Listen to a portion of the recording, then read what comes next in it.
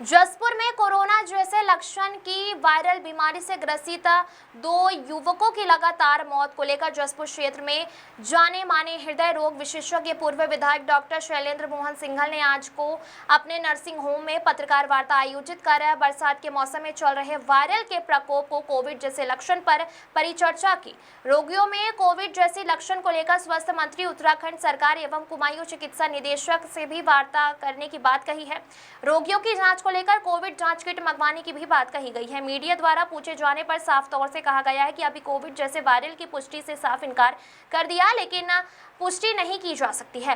लोगों से सावधानी बरतने की अपील की गई है। वायरल ग्रस्त होने पर समय से डॉक्टर से सलाह लेने और उपचार कराने की सलाह दी गई है। उन्होंने खान पान सही रखने की भी सलाह दी है ताकि वायरस के प्रकोप से बचा जा सके। प्रदीप श्रीवास्तव की रिपोर्ट। इस समय वायरल का प्रकोप तो चल ही रहा है, पर कुछ मरीज ऐसे आए हैं जिनके लक्षण और एक्सरे फाइंडिंग्स वो कोरोना से मिलती जुलती हैं।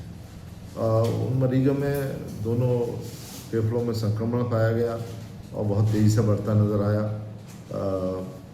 ऑक्सीजन लेवल डाउन हुआ और 2 मरीजों की डेथ हुई। एक सुशीला तिवारी में हुई और एक कल सेकेंडरी केयर से टर्शरी केयर वो मुरादाबाद ले जाते रास्ते में हुई, तो वो की डेथ हुई है और ऑक्सीजन लेवल लगातार इनका डाउन होता चला गया। तो इस संदर्भ में मैंने निदेशक स्वास्थ्य कुमाऊं उनसे बात करी है और आज हम किट्स कुछ उस पर टेस्टिंग के लिए आज भेज रहे हैं और आज शाम तक वो उपलब्ध हो जाएंगी, तो उससे और हम पक्का कह सकते हैं कि ऐसा है या नहीं। पर ये ज़रूर है कि कोरोना जैसे लक्षण मरीजों में आने शुरू हो गए हैं और हमें सतर्क रहने की ज़रूरत है।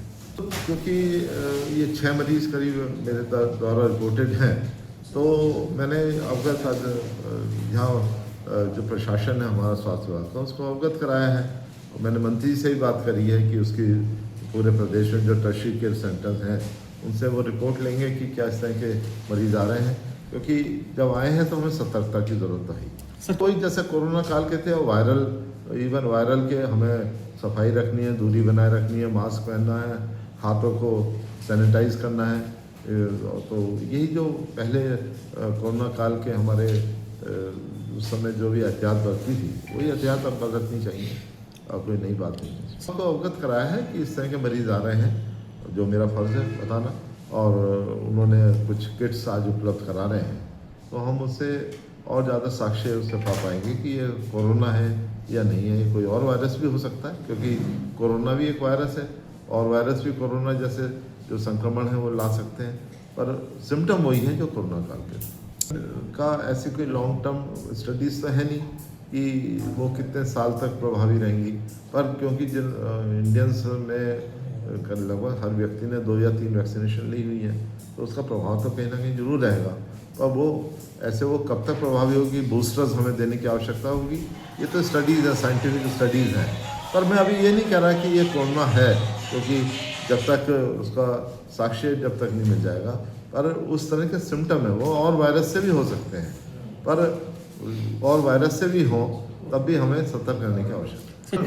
बुखार से शुरुआत होती है और खांसी के बाद फिर सांस फूलने लगता है और वो जो है उसमें और बढ़ोतरी होती है। तो जो कोरोना के लक्षण थे वही लक्षण है।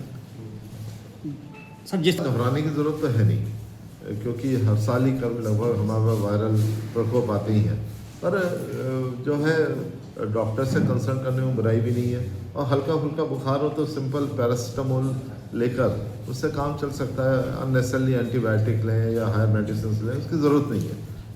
एक सिंपल पैरासीटामोल और पानी की पट्टियाँ रखकर ही काम चल जाएगा। सर आपका ये तो मैं पक्का विश्वास के साथ नहीं सकता कि मैंने ये कहा कि कोरोना जैसे लक्षण है, वायरल ये जो है संक्रमण है, ये तो पक्का है, एक्सरे से दिख रहा हमें, पर वो कोरोना है या कोई और वायरस है ये मेल नहीं करना भी संभव है। अच्छा, जो उसी परिस्थिति